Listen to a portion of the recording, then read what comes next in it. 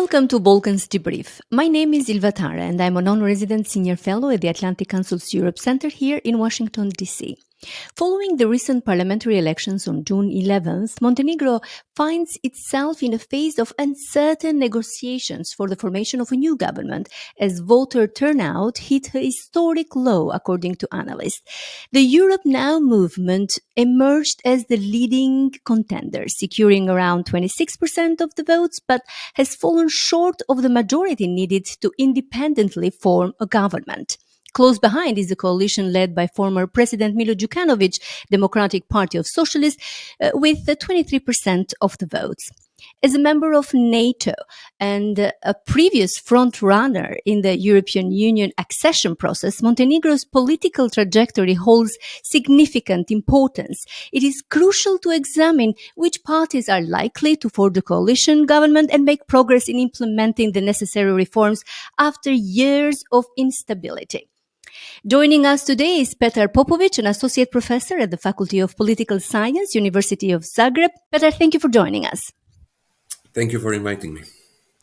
What are the chances for these elections to bring the much-needed political stability that Montenegro requires? Well, considering the fact that you mentioned the low turnout, not really good, because now some say that this process might drag even the 6 months. And in the worst case scenario, the elections would have to be repeated, but that's not really an option. The thing is that this low turnout can be analyzed in various ways. There are various reasons why the turnout was low. 2 months ago, the presidential elections were seen as much important because that was considered in the public view as the referendum on Milo Djukanovic.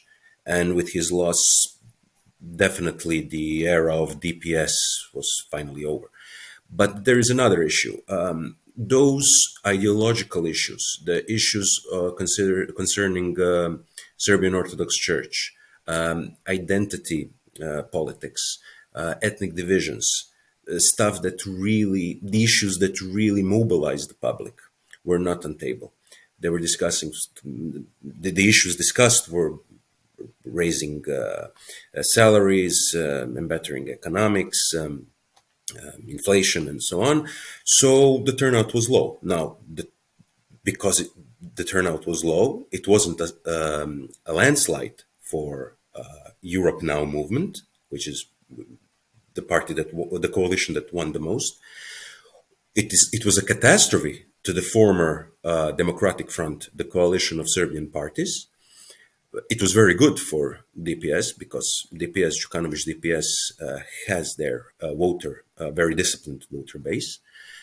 And now we are in a position that what's been lately in the media, that those center parties, which also the West favors the most, when I mean West, I mean transatlantic community, Europe and America, would be favored the most the idea of having Triton Abazovic's URA, Becic's Democrats, Europe Now movement, plus minorities as a stable government. Now, because of this Kwon scandal, Korean king of cryptos. Yeah, that's what I wanted to follow up with that. Like, do you believe this pre-election news from Prime Minister Abazovic that urged the special state prosecution to investigate into allegation of business connections between the founder of cryptocurrency, Do Kwon, and Miki Spajic, the leader of Europe Now? Do you think they had an impact on the election result for the Europe Now movement? Well, I don't think that was a decisive. I think that, as I mentioned, the low turnout was decisive. The fact that the presidential elections actually ended the saga of DPS, and that's why people did not really want to go out and vote, because there was nothing really to mobilize them.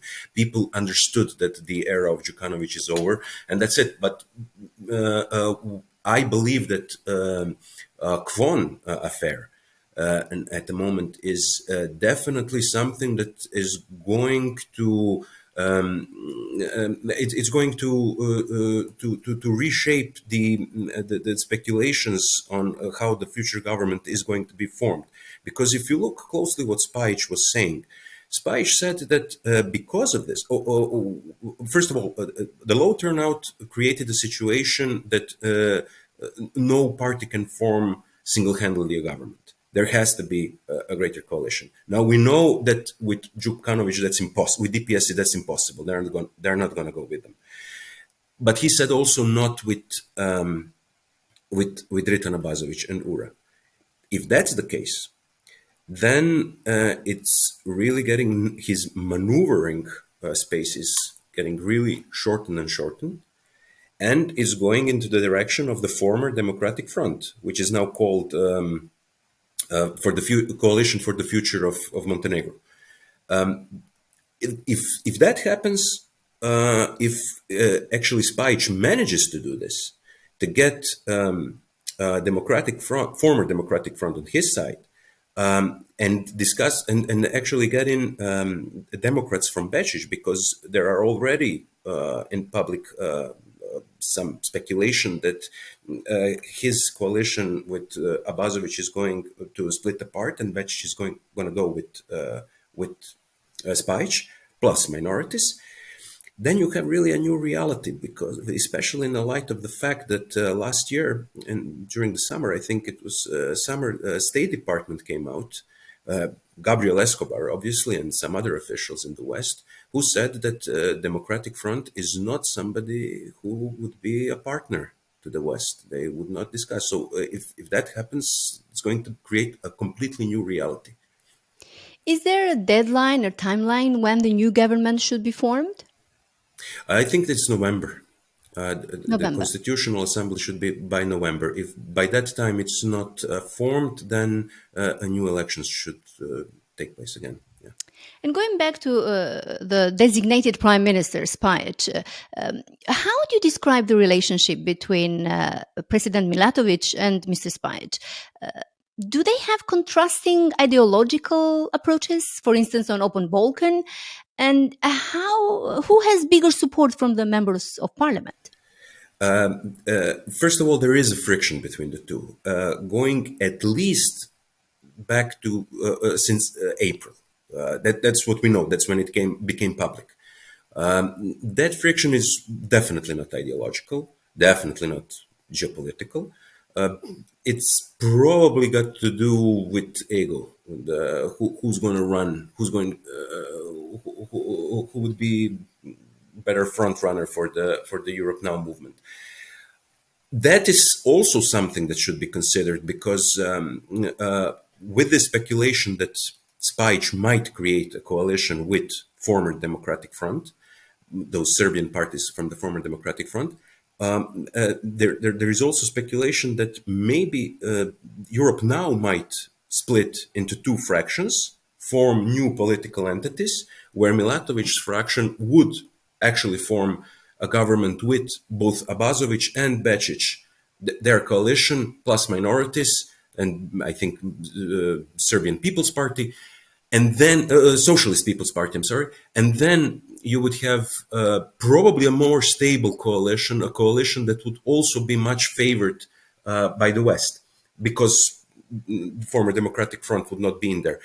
That is something that, if considered, it goes along with this idea that there is a friction between the two, between Spajic and Milatovic. However, when it comes to what you asked, ideological visions, the idea of open Balkans, there's none. Both of them, first of all, it's no secret. Both are the product of the Serbian Orthodox Church. That's for sure, because they were first ministers in that so-called expert government, which was also known as the monastery government, created by the late Metropolitan Amfilohije Radovic. But then again, they definitely, once that government fell apart, they created Europe Now and turned completely towards the West, Euro-Atlantic integrations, sanctions on Russia, very strong opinion on Ukraine, firm stand with Ukraine. No possibility of those ideas that they're going to revoke recognition of independence of Kosovo. That's out of the question. And Support for the Open Balkans. Why? Because Open Balkans is the project supported by the United States, even more so than by European Union.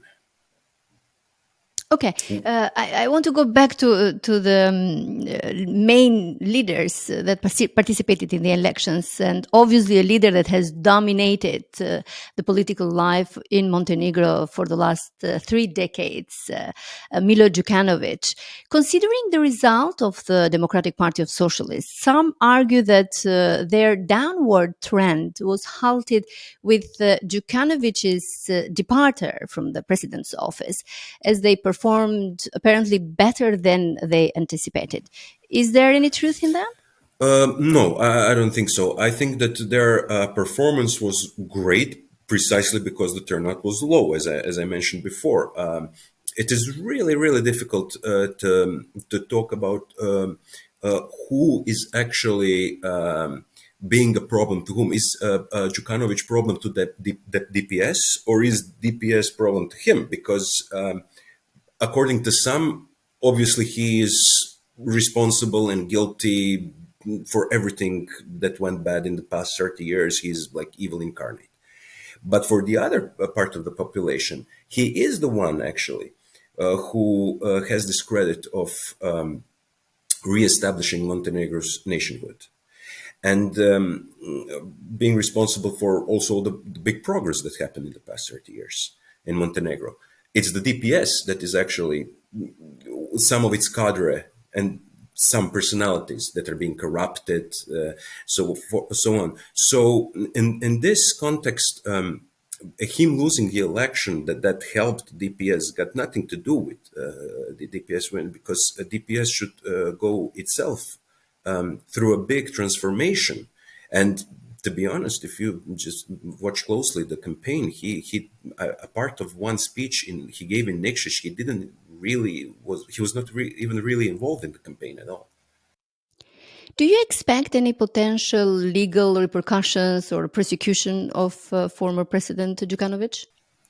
Well, that's difficult to say, but considering the trends that are the trends since last year, when even though Dritan Abazovic's government that he led, that second government, collapsed in his technical mandate, there are a lot of arrests, a lot of anti-corruption struggle of the government, and of course, to say that whether it's all moving into the direction of Milo Djukanovic is now at the moment really difficult to predict, especially considering the fact that we don't know whether that government, the new government, is going to be formed, especially if that government is going to be a minority government supported by DPS, because that's the only way it can even come about.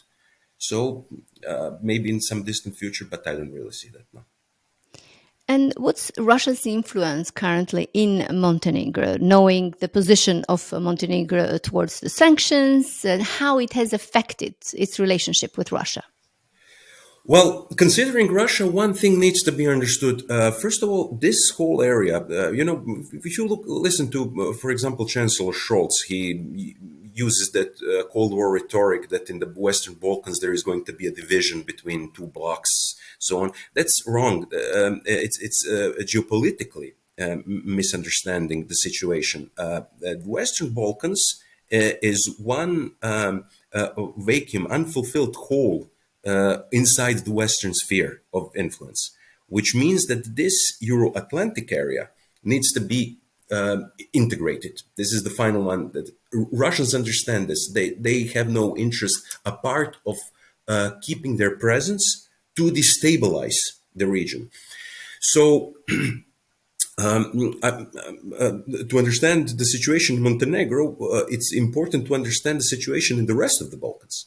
Now, obviously, the main playing card of Russia in the region is Kosovo-Serbia conflict. They are present not only through they're not only present through their business interests, primarily energetic ones, because half of the Western Balkans is completely dependent on Russian gas, not only through propaganda, not only through paramilitary, so to say, organizations like the Wagner Group, which some indications say are already present in the North Kosovo, or the Night Wolves, the biker gang, which is in Republika Srpska present, but also through Orthodox Church, a Russian Orthodox Church. So, considering the fact that Montenegro has the fall of or what they now call the end of Djukanovic era was brought about thanks by the Orthodox Church, and this is not please, this is no conspiracy theory. You have the resolution of European Parliament from March 2022, which says on external interferences that the Orthodox churches and Republika Srpska entity in Bosnia and Herzegovina, in Montenegro and Serbia are, so to speak, fifth column of Russian Orthodox Church. So through this, their presence is very big. And can they use it for destabilization? Probably, but we don't know at the moment because this depends, of course, on the former Democratic Front, whether it's going to enter the government. That's Professor Petar Popovic, thank you for trying to help us in understanding the new political landscape after the extraordinary parliamentary elections on June 11 in Montenegro. Thank you for watching us. You can always be part of conversation by following us on Twitter at AC Europe.